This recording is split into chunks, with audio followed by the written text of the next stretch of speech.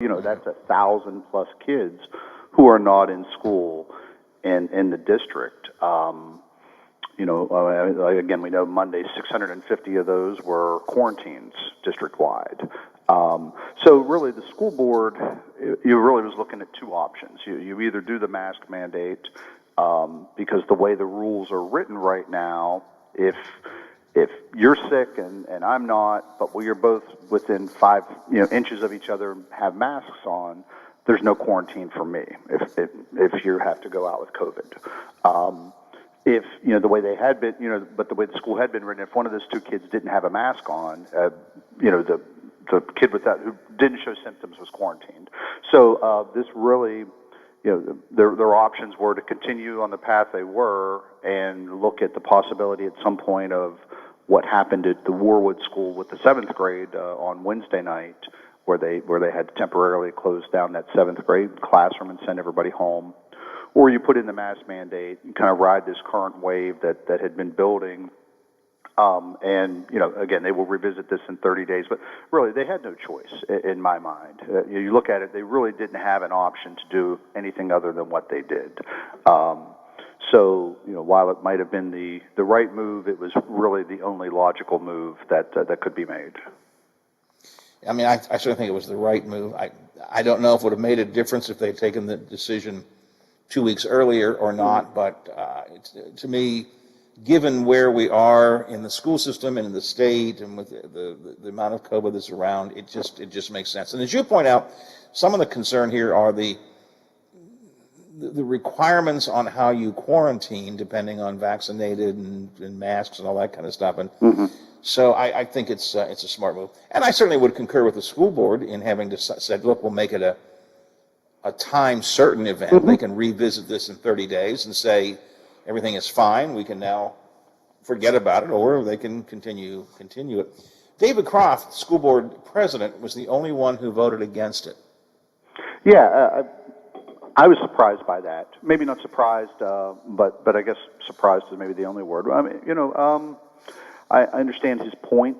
He cited that it should be an individual choice, a family choice issue. Doesn't think that mandates are good, but the alternative of having to send kids home again, which we are now seeing happen not across the state, not in huge numbers, but Preston County went fully remote, not because of huge COVID raging wild through the school systems, but simply because they ran out of substitute teachers to come in and work. They started the year. We know 1,000 teachers plus statewide shortage right now in West Virginia. So a lot of substitutes are filling in. When the substitutes get sick or get quarantined, or sometimes you don't have any choice. But we saw that in Preston County, I believe. It was Mercer County maybe went remote. We've seen obviously some spot remotes up here with Magnolia just now getting ready, I think early next week, to wrap up its 10-day shutdown. Warwood, as we mentioned. So, what Ohio County, I think, couldn't afford to allow to happen was to have a full countywide shutdown. We know it didn't work last year. And it's easy. I guess it's easy for Dave Croft, probably knowing what the vote was going to be, that he can vote against it and not, stand on principle without having without impacting anything else. Correct. I with respect to David Croft and respect to many, not all, because I think some of them are nutcases, but to many of those who stand and say it's an individual freedom thing, I understand that, but we live in a society, John, and there are points at which the rights of society supersede the right of the individual. I mean, I think that's a given understanding in our democracy. Sometimes the rights of society override the rights of the individual. And this idea that I have my individual right to do what I want to do, even if it harms other people or has the potential to harm other people, I just think is just completely out of bounds. Well, and I think you just hit the nail on the head. There is a lack of understanding among many on how a civilized society should work. You know, we do a lot of things. Everybody does a lot of things for the better good of society. You know, we cut our grass. We drive the speed limit, generally speaking. We get our kids vaccinated to go to schools already. And, you know, now there's so much of a push that, well, you know, your rights can't infringe upon mine because I have the right to do whatever I want for what's best for my family.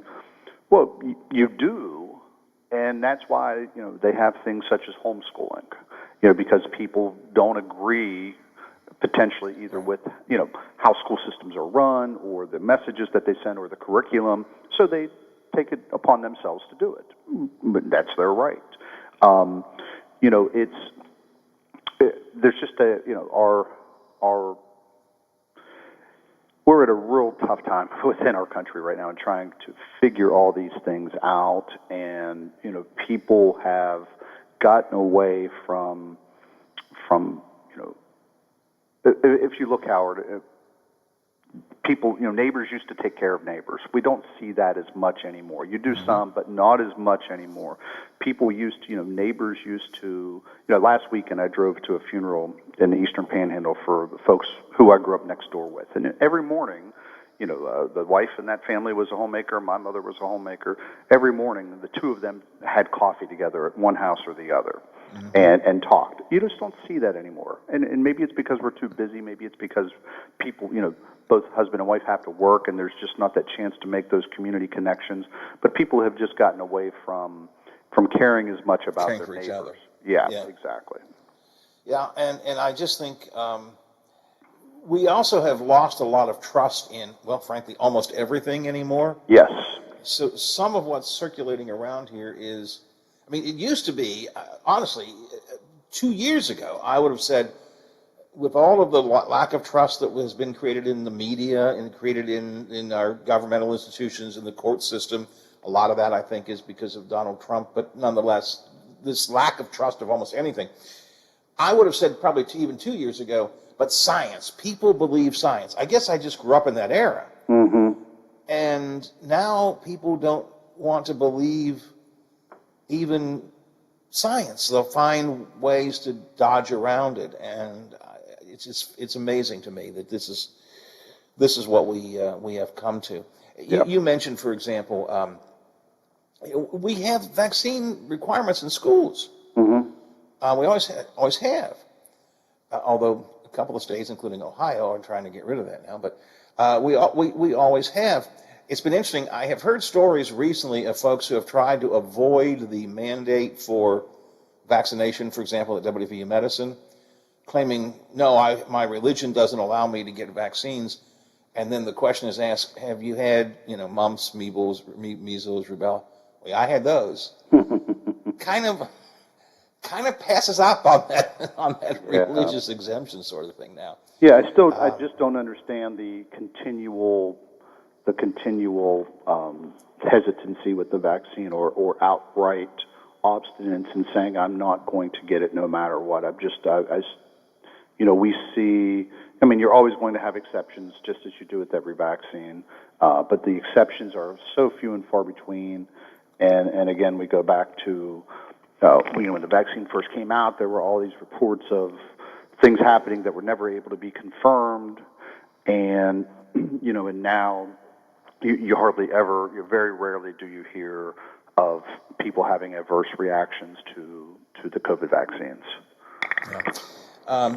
Well, we'll see how the whole thing plays out. I believe, I think you and I talked this before, I think as more and more businesses mandate vaccines as a condition of employment, yes, there are going to be people who are going to say, I won't do it, I quit. That will happen. And Sure. It probably will happen more up front. And eventually, if people realize that the business is going to maintain its position, you know, those will get less and less. I think as businesses become serious about this, eventually an awful lot of people who are, and I don't mean this too disrespectfully, a lot of people are playing games with this. You know, they show up at school board meetings. I'm not saying everybody, but they show up at school board meetings and stomp their feet and wave their fists, and it's almost playing games. And I think when push comes to shove, and they realize that businesses are real serious about this, I think folks will go, yeah, okay, it was fun for a while, but now I think I'll go get my vaccine. I hope Yeah. so. That's my hope. John, 9:25 here on the Watchdog Morning Show, by the way. John McCabe with me. John, let's stay with the school, in the school arena for a while. A little dust up over some video that came out of the Bel Air Central game last week. It was, did a coach kick or knee or do something bad to a Bel Air coach, do it to a Central student? Did a Central student get out of line? It was a 48-hour story. It's come and it's gone, but it certainly was an interesting one for the week. Well, I think this is always the downfall of of the video is I look at it. When I first heard you talking about it, and I'm going to give you a little bit of a hard time here. When I heard you talking about it Monday or Tuesday morning or something, the image that you painted was this coach, he was winding up on the sideline like, the Roadrunner or the Wile E. Coyote used to do. And as soon as that kid hit the corner, the coach came, with the flying knee and, knocked him senseless. Now, when I watched the video, did the coach put his hands on the kid? Yes. Is it hard to say exactly? And I'm not going to make any judgments on what he was thinking. He should have never put his hands on the kid. 100% in agreement with that. Bel Air has now, as our story pointed out, Bel Air is not going to pursue any disciplinary action on the coach. I think he was a junior high coach, if I remember correctly, so not even one of the high school coaches. But it really, if I was a parent, I would be upset. There's absolutely no doubt about it. And the coach, the right thing for Bel Air to do, in my opinion, would have been to suspend him for a game. Keep him off the sidelines for a game. It shows that you're taking it seriously. But you move on. It wasn't as, I don't think there was any kick. I don't think there was any, big knee that went in there. It looked like he stumbled, or maybe as he tripped over the kid that was laying on the ground. But I think it's again, what happens, football games, these things happen sometimes. Not coaches putting their hands on kids, but, I think it was, again, as you, and here's my question. Who called it a viral video? I think TRF called it a viral video on their own. They said, look at this viral video we're putting out. It didn't, I don't think it was a viral video. That's kind of a bit of an exaggeration. But anyway. Well, I'm not so sure about that. I mean, certainly my Twitter feed was full of it. People say my Twitter feed's full of it all the time, but that's not what I mean. 10 people? People were circulating that video fairly aggressively online, so I think that's probably a fair phrase. It's not nationally viral, but it certainly was locally viral. I concur with all your conclusions, John. I do think there was a more aggressive. The first couple of videos I saw were the same video, but they weren't cleaned up, and right. I couldn't tell if it was a kick or what. I think clearly it was not a kick. No. I think his knee was there. I can't speculate. I don't think he tripped. I think the guy just got angry. There was a lot of stuff going on. There were a lot of people to hold accountable for that little tiny incident, okay? But I think that he needed him. One of the Bel Air players got a little aggressive with the Central player. But you know what? I'm willing to forgive kids whose emotions get, beyond them because they're kids. I expect a little bit better of adults and coaches in particular. But I'm with you. I think it would have been a smart move all the way around, if for no other reason than pure PR, to say we're going to sit him down a week. Just sit out a week. We will, this has got enough people concerned. It's not 100% clear on the video, so we're going to say sit it out for a week. You probably got a little overly aggressive, whether you kneed him or kicked him. It still was a little overly aggressive. Sit it out a week and could have moved on. Yeah, but at this stage of the game, I think we all just move on from it. Yeah, stumble or not, he had his hands on that kid's shoulder and he pushed him. But there's no two ways around that. Bel Air can say what they want. We didn't. I mean, it's clear. Again, what my eyes tell me, I can see what my eyes are telling me. So it's clear he had his hands on the kid's shoulders. He pushed, whether he stumbled or not. Never would have happened if he doesn't have his hand on the kid's shoulder. Doesn't run up there like he was, not sure why he ran up there like that. but it was a unfortunate situation, in the outside of the coach's actions, the biggest mistake was in Belair not just saying we set him down for a game. And that's our discipline for him. Yep, I agree. All right, when we come back, John, let's talk about parking garages. They've got an old garage looking new again and a brand new garage planning to go up, both in downtown Wheeling. We'll talk about that in just a minute. And I guess we now have a homeless liaison in the city of Wheeling. Yeah. We'll see. Plus a huge amount of money coming in for homeless, not to the city, but to the Coalition for the Homeless. So how's all this going to work together? We'll talk about it coming up next. John McCabe is the editor, big boss editor, no, just the editor of the local newspapers. Here with us this morning on the Watchdog Morning Show. It is our Friday Roundtable. Let's check headlines from Metro News right now. It's 9:31. The Metro News Update is brought to you by Thomas Auto Centers, Mall Road, St. Clairsville. Get the best deal at Thomas Auto Centers. West Virginia.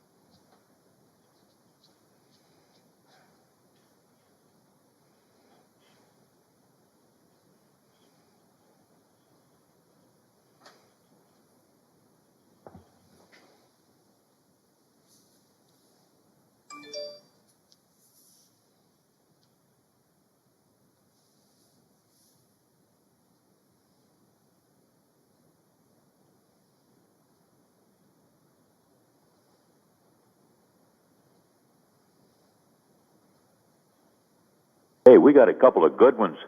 Great matchup at State College. Penn State will host Auburn. And how about the West Virginia Mountaineers in Morgantown will host the Hokies out of Virginia Tech. I'm Bill DeFabio on sports, and we are the Watchdog. Hi, it's Hoppy Kirchville. Join me weekdays at 10 o'clock for Talkline. We'll talk about the big stories affecting us in West Virginia, top political figures, sports personalities, sometimes just plain folks offering their opinions on what's happening today. 10 till noon, right after the Watchdog Morning Show with Howard Monroe. Introducing our new redesigned 7 News app. Our new app features a sleek, modern design and easy-to-navigate home screen with quick access to local news content and a localized weather forecast. Subscribing to notifications is easier, and with one tap, you have access to recent push notifications. There are more ways to watch and find video. To get the new WTRF 7 News app, just update the latest version or download the WTRF 7 News app in your Apple or Google Play Store by searching WTRF. Are you or your loved ones facing a serious legal battle? The law office of Paul Harris wants you to know you aren't alone. Do you need someone that's not afraid to go to trial and fight for your rights? Attorney Paul Harris and his team are willing to go where most firms are not. The courtroom. With a successful track record in civil litigation, criminal defense, including tax issues and healthcare fraud, Harris Law Office will fight for their clients by offering the most aggressive representation in and out of court. Call Paul Harris at Harris Law Office for a free consultation. 304-232-5300. Hey man, what can I get you? Yeah, can I have 2 Coors Lights? You got it. Hey Mike! I need 2 Coors Lights! Sure thing. With a taste as cold as the Rockies, only Coors Light gives you refreshment every time. Here you go. Thanks, Mike. Doing a great job. All right, 2 ice cold Coors Lights. That's the coldest beer I've ever had. Hey, they don't call it the world's most refreshing beer for nothing. Okay, be honest with me. Do you really have the Rocky Mountains in your beer cooler? You don't believe it? Check it out. Man, that's pretty amazing. I know, right?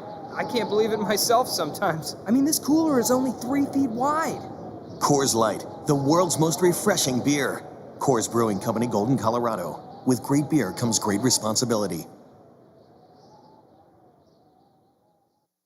I'm Josh from Panhandle Cleaning and Restoration. I hope you are staying healthy. We continue to respond to structural, fire, and water emergencies. We are combating COVID-19 with our highly trained staff and latest disinfection systems, providing preventative and reactive disinfection to facilities around the region, while working with area hospitals on isolation areas and air filtering. At Panhandle, we continue to follow social distancing and hygiene protocols. We are dedicated to our community, and together we will get through this. Now, during the Jim Robinson Ford Lincoln Toyota Pre-Owned Super Sale, select from over 80 vehicles in stock starting under $5,000. Most are local trades, many with one owner. Hurry to Jim Robinson at the Highlands, home of lifetime powertrain protection. Now, during the Jim Robinson Ford Lincoln Toyota Pre-Owned Super Sale, select from over 80 vehicles in stock starting under $5,000. Most are local trades, many with one owner. Hurry to Jim Robinson at the Highlands, home of lifetime powertrain protection. As much as we say we love nature, when it comes to bugs, not so much. When it comes to trees, the Ohio chapter of the International Society of Arboriculture wants you to know that most insects are not harmful to trees, especially if their populations are small. There are exceptions to that, but don't forget, every insect has a predator that's just looking to make it a meal. So sometimes it's just good to let nature take care of itself. If you're concerned about insects in your trees, find an ISA certified arborist near you at treesforohio.org. That's trees, the number 4, ohio.org. As the world gets back on track, now's the time to look forward and make bold, life-changing decisions. If you're ready to complete your college degree or pursue your master's like an MBA, Ohio Dominican University offers a range of innovative programs that match your goals. And with both fully online and on-campus evening formats available, pursuing your degree at ODU also fits your life. Classes are forming now. Get started at ohiodominican.edu. That's ohiodominican.edu. The timeless sounds of polka live here. Join us 9 to 11 a.m. on Sundays for the Polka Showcase with Rich Biella. Sunday mornings never sounded so good.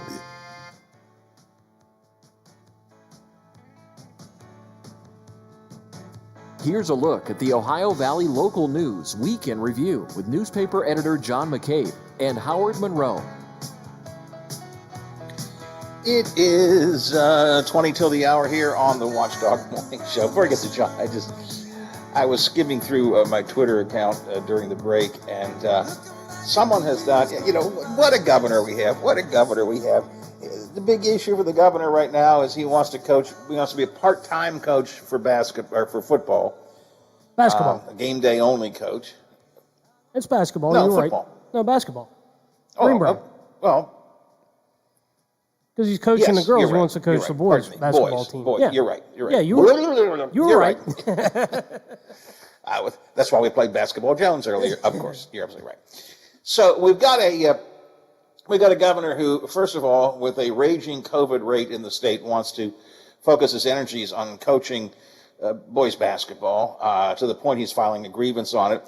And his approach to dealing with COVID, of course, is to bring a dog to the hunt.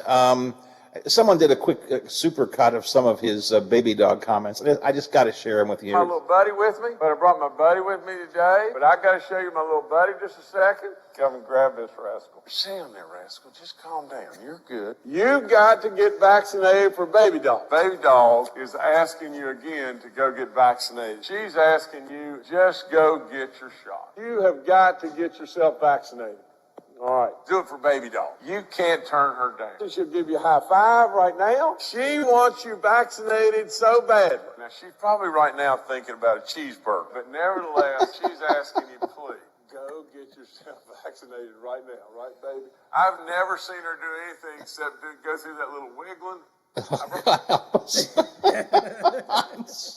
I'm sorry. It's our governor. It's our governor. Oh, my God. All right, it was on my Twitter page. I just couldn't help but sharing it with you before we wrap things up. John McCabe is here with me. He'd make a better governor, I think. Maybe you should run for governor. No, thank you. No? You know what? I would never allow myself to be that foolish to think, number one, that enough people would care to vote for me, or two, that I would ever want to put myself through the utter nonsense it takes these days to be a public official. You know, I suffer fools well. I don't suffer being a fool. And unfortunately, to be a public official, you have to be a fool in this day and age. I was kind of making a funny of it, but you're absolutely right, and it's a serious point you make. I can't tell you how many good potential public servants say, I'm not going to do it. I'm not going to put myself through the campaign. I'm not going to put myself through the kind of stuff anymore you have to deal with, the kind of, criticism you take, I'm with you, John. I just can't lie that much. We all tell little white lies, but I just can't dig my heels in on a lie and try to change everyone's perception that it's true. And, we see that at the local level with former mayors. We see that at the national level with presidents. We see that with governors. We see that with, I just can't. I can't be that much of a liar. I just can't. I was going to say maybe you could be that type of a person. I was going to say maybe you could run for mayor, but actually you don't live. I'd have to live in limits, Bethlehem. Right? That's right. I'd have to move. Well, you could be mayor of Bethlehem, I guess. Because I don't want to get into this unless we're a couple years away. But what do you think is going to happen with this next election? Are you hearing names for possible mayor's candidates? In Wheeling, Elliott, of course, is term. Well, I think just real quick, I think no secret that Chad Dahlman might be a potential candidate. Right. Been vice mayor now for 6 years, something like that. Once we get past that, I don't know. That's really. I was just talking to someone about this the other day. And what does the current mayor do? Does he stay in politics? Someone said, well, what? He could just be a ward councilman. I can't think of, and you've got a longer tenure covering Wheeling than I do, but I can't think of any mayor in the last, several decades at least, that has gone from being mayor back to being a member of council. Most of them go either back to their regular life or onto something else. Yeah, I can't either, but keep in mind it's only been since the charter was passed in '92. That's true. That we had the elected mayor's position. So I can't remember even prior to that, but before that you were elected to council, and council elected the mayor. Right. Yeah. So appointed the mayor, I should say, among themselves. So there may have been some that actually did get stepped up to the mayor's job and stepped back, but not since '92 when we began electing mayors. So. I haven't heard any names. I ask around all the time, and I haven't heard much. Again, Chad Thalman, and I haven't talked to Chad about it. He may not be interested either, but that's just a logical, step up. Beyond that, I hear lots of names. I'm not going to mention them. Folks that people think are, have an interest maybe in stepping up. I don't know. It's going to be really interesting. The same thing is true. We're going to have an open county, not open, but county commission seat up for re-election, Randy Wharton. We're going to have, of course, the delegates. I think it is very likely that at least, of course, we don't know how it's going to redistrict in Ohio County, but there will be redistricting. Sean Fluharty has already said if he's not appointed to fill out Bill Ehlenfeld's Senate term, he's going to run for the Senate. He said that on the show. He intends to run for the Senate, so that's going to be a seat that won't be there. I don't know I don't know who's going to be out there running. I really don't. I have no idea. Yeah, I think it's going to be interesting to see. And again, we've had some surprising people at times step up for to run for mayor and member and council member. But right now it's hard to think outside of just the normal Chad Thalmans who might be interested. I'm not hearing anything Chris now. Chris Ham put up a pretty good campaign against Mayor Elliott. I have no knowledge of whether Chris would want to try it again or not, but that's a possibility. Anyways, you sure you don't want it? You could move and run. You know what? I don't even think you would vote for me. Let me put it to you that way. I can't count on your support. Why would I even run? John, parking garages in the news this week. An old one made new again, and a new one is coming. Yeah, so Planning Commission, your body you serve on, approved site plan review and the special use permit for the city to build a new parking garage at the corner of 11th and Market Street. That parking garage, it's where the Chase Bank used to be in Chris Miller Furniture. That garage will service the, $30 million renovation of the former Wheeling Pit headquarters, the Schmalbuck building, and allow the developer there, again, to continue to move forward with the plan to turn those into market rate apartments and have parking, literally just right up the street. One of the things that did your site plan have any input at all from the U.S. From the General Services Administration or anyone within the Department of Justice, since it does butt almost right up against the federal building? Yes. We asked about that. They did. They conferred with the Justice Department. They asked if there was any potential problems. There was, do we need to do additional security here? We're so close to the building. And also, would you want some form of, as they're designing the building, would you want some kind of access? Maybe should we put an access bridge from, but the answer the Justice Department said, you do you and we'll do us. And, that's good.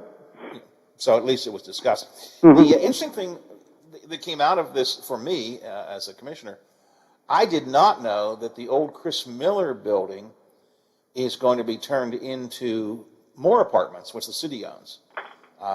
That's going to become more downtown apartments. And that will be directly connected to the garage. You can walk from the garage into that building. So that's, you're going to have all the apartments in the Wheeling Pit building, and there are going to be some additional apartments. I want to say 14, but I don't have my notes in front of me.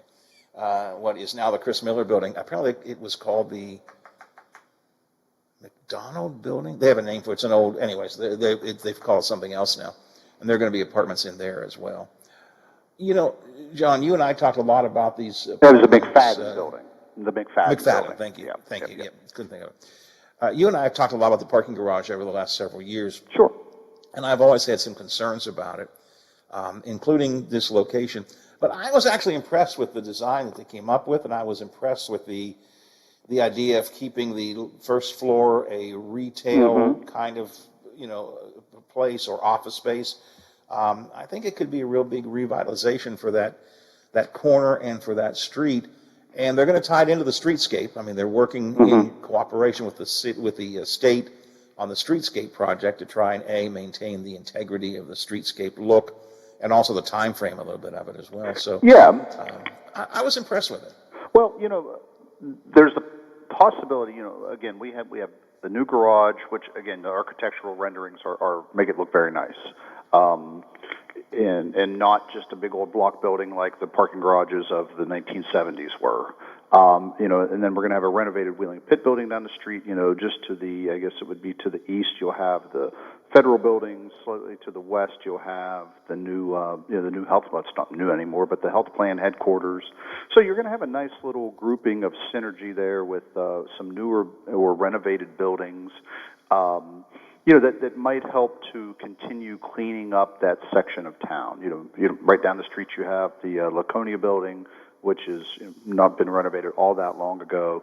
To the north a little bit, obviously where there used to be the Dinner Bell and those buildings up through there, still kind of have a probably need to be at least facade work, but what you hope is that these newer buildings around, and even you go up to the Stone Center, maybe spur some additional development in that block on, up north from 11th and Market there. So it's some good things happening there, which is always a positive sign.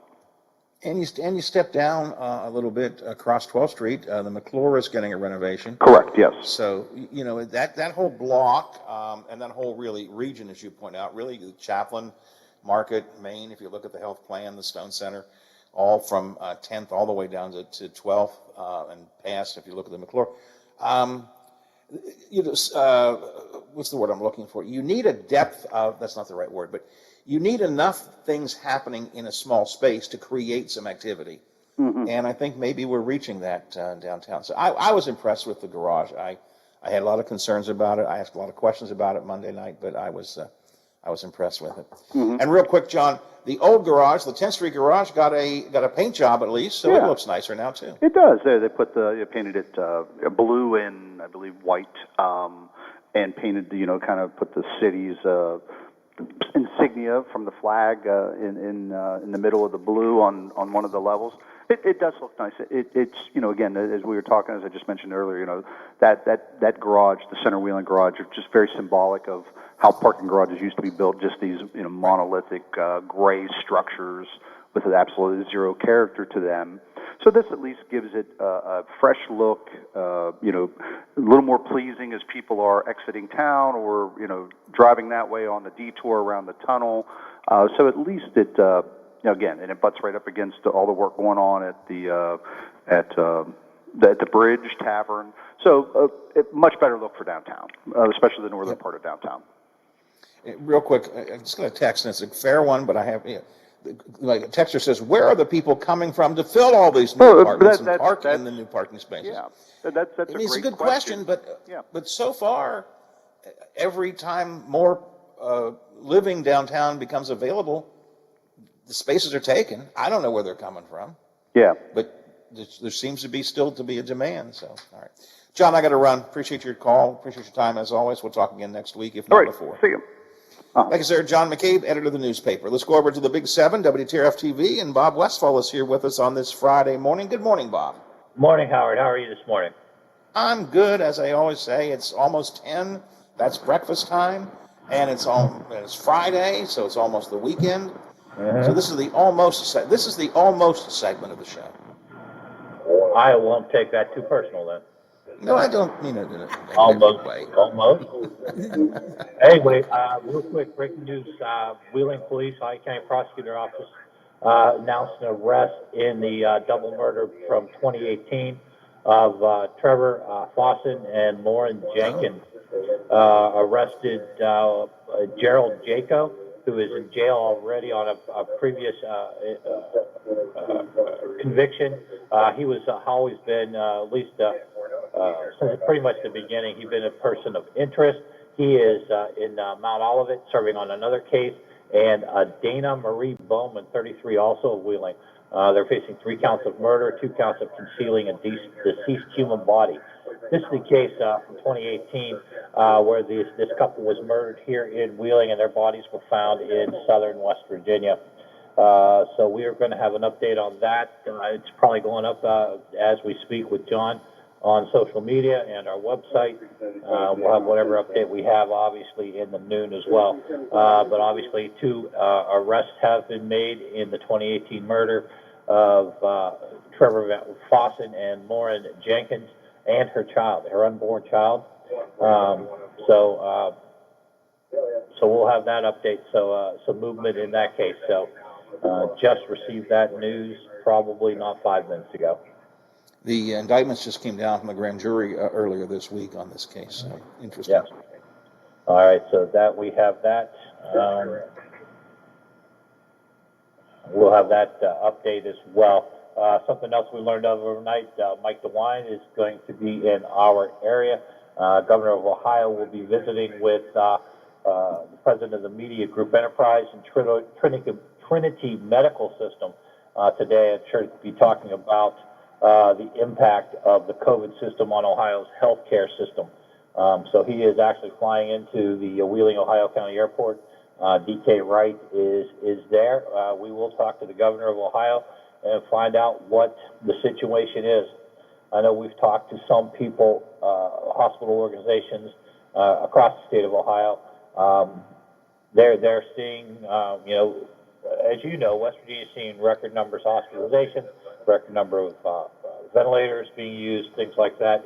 Ohio is in a similar situation. So we will have a complete update on the governor's visit. We'll have something at noon, and then we'll have a complete update on what he had at 5 and 6. So that's something else we're working on. Again, something we just literally found out about overnight. So DeWine. Yeah, I heard that report this morning on your morning show, and I wasn't aware it was going to be in this area. So, well, that's why you have the app there. That's exactly right. That's exactly right. The announcement was made late last night around 8:30ish. That's when I got the email. But anyway, he will be here probably in the next 4 minutes. But being a politician, he'll probably be about 35 minutes late. Of course he will. So what else we got? Let's see. We're going to meet. We met our first presidential merit scholar yesterday from John Marshall High School. We're going to meet our Brooke County student as well. So we'll be talking to him today. We'll have an update on that. Huge announcement in Marshall County last night. A Turkish company bringing their first manufacturing facility in the United States to Marshall County. We're told that it is going to take over a standing facility. They will take over. They have not given us the location of that facility yet, but once it's done, it'll house about close to 50 jobs once it's finished and up and running. So some good economic development news in Marshall County. So we will have we're going to talk. And some pretty significant construction costs. I remember seeing the numbers there. I can't remember quite what they were, but yeah, there will be a lot of construction jobs for that too. Right. So that's exciting news. So some good economic news for the Ohio Valley. So we'll see where that goes. So we'll have that. Of course, it's high school football. We will be live. Chip will be live at the Central Shadyside game over at Wheeling University. So we'll have that tonight. I think we had one game, Buckeye Local, got canceled last night. I think we've got 2 canceled tonight, but everybody else is still playing. So we've got high school football. Let's see, it's Steubenville's at Dover. Well, that's a haul. I got Union Local, Shenandoah, River, Barnesville. So we've got that. High school football. Weather's looking good. I think Zach this morning said there might be some scattered showers between 6 and 8 tonight. So another reason to have the weather app. So when you head out to those football games, you know whether you're going to need a jacket or an umbrella. But those are some of the things we're working on today, my friend. And people can watch it at WTRF on at noon, 5, 6, 10, 11, 5:30 is the statewide program. You can always get the news first at WTRF.com. And the really nice thing, take your news with you wherever you go. Make sure you have the Channel 7 News app and the weather app, Storm Tracker 7. They are indispensable tools for your walking around day. So that's right. Bob, you have yourself a great weekend. We will talk to you again next week. All right, guys. You guys have a great weekend.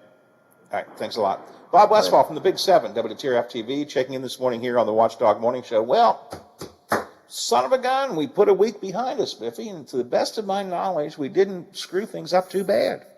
No, I don't think we did. I think we did okay. But it's time for me to say sayonara, see you, bye-bye, farewell. I got to go. I got to get out of here. Kirchville's got the comm coming up next here on the Watchdog. As for me, good Lord willing, creeks don't rise. Bat phone doesn't ring. Don't get impeached. Don't retire. Ticker keeps on ticking. And Teddy says, it's all right. You can go back to work on Monday, Granddad. I shall return Monday, 7 o'clock, to the go-around of the big gig. Are you back with me, sir? Back Monday, ready to start another week. We'll just keep on doing it until we get it right. That could be a long time. Indeed. Could I The Watchdog is FM 98.1, AM 1600 WKKX Wheeling, FM 97.7, AM 1370 WVLY Moundsville. The ABC News is brought to you by Thomas Auto Centers, Mall Road, St. Clairsville. Get the best deal at Thomas Auto Centers. I'm Brian Clark.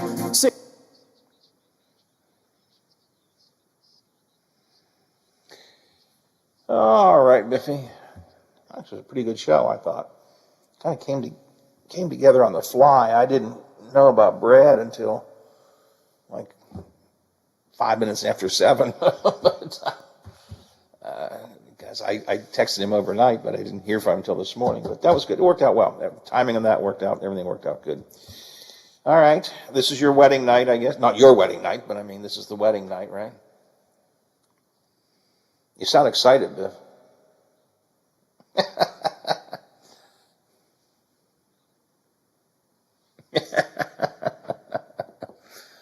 Where's the wedding? Where's the reception?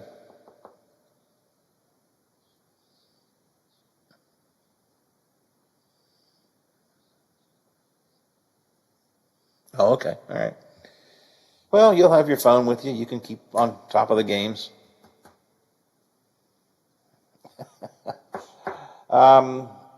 I don't have any big plans for the weekend. I also don't have any plans for Monday yet, so I got to start working on what to do for Monday.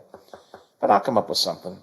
But if you need me anytime during the day, I should be around, and hopefully whoever's running things tonight. Is Kayleen running the board tonight?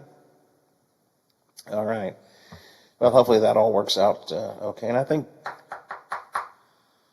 who's running are you running the board for Donnie, or somebody else running the board for Donnie today? It's not you, is that correct?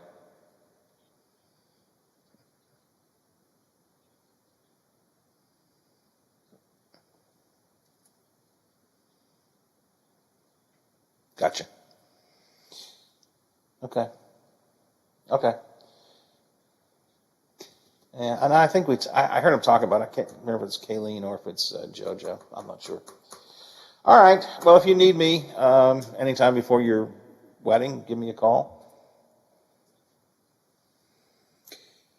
Yeah, we do. You know, and we're coming up on a bad time again. You know, when you're going to be gone, you know, Lola doesn't want to come in really in the morning. She doesn't like to come run my show. She would have to, but I mean, we need to get somebody. And we got to, you know, get serious about it.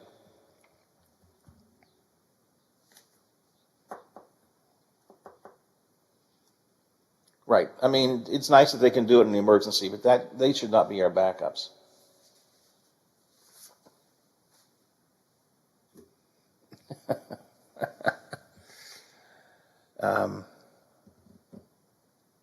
You know, Bob told me he'd come in and do it if we needed help, but I don't know that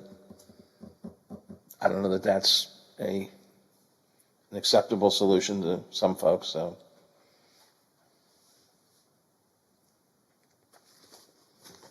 Right.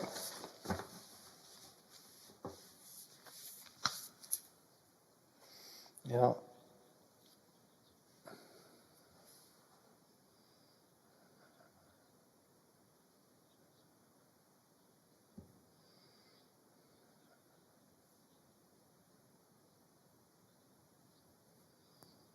Yeah.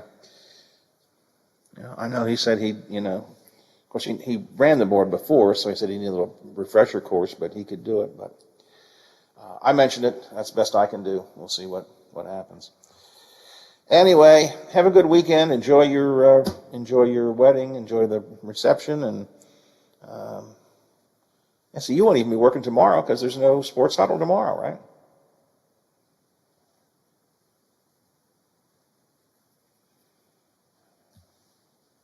Well, there is that.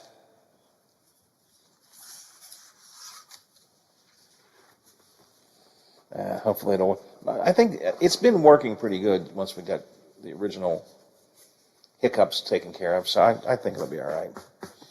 Just take the weekend off and don't think about us for for a few days, you know?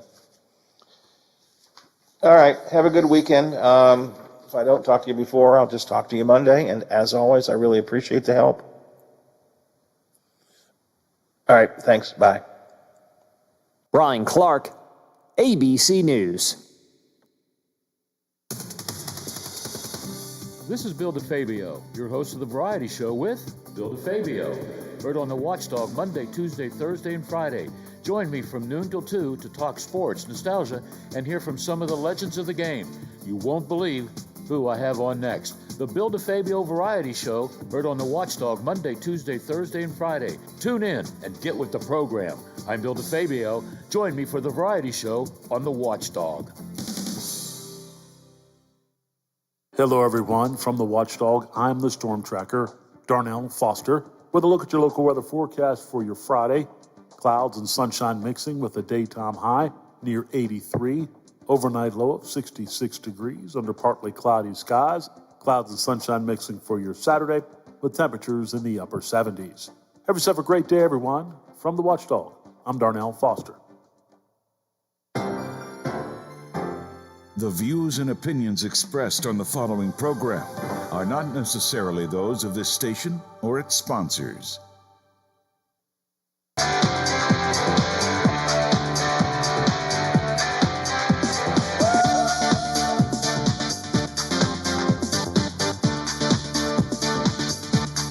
Good morning. Welcome to Talk Line on the Metro News Radio Network. Attempt to change the station. You are surrounded. We interrupt this program to bring you an emergency news bulletin. Repeat, this is an emergency bulletin. Keep your radio turned on. Holy smoke. From the studios of the West Virginia Radio Corporation and the Metro News Radio Network, the voice of West Virginia, comes the most powerful radio show in West Virginia. This is Metro News Talk Live with Hoppy Kercheval. Check set lineup link. Activated Telos telephone. Switch network control from Charleston to Morgantown. Stand by. Q Hoppy. You're on. Metro News Talk Line with Hoppy Kercheval is brought to you by Encova Insurance, encircling you with coverage to protect what you care about most. Visit Encova.com to learn more. Good morning. Luke Wiggs is our producer. Taylor Kennedy with a video stream you can watch at WVMetroNews.com. The phone number is 1-800-765-8255. Text me 304-TALK-304. Email me talkline at WVMetroNews.com. Coming up this morning, we're going to talk about what the president's proposing on taxes, and we'll get a take from Congressman David McKinley. That is momentarily. Also coming up, the shortage of bus drivers in West Virginia is having an impact. We'll get the latest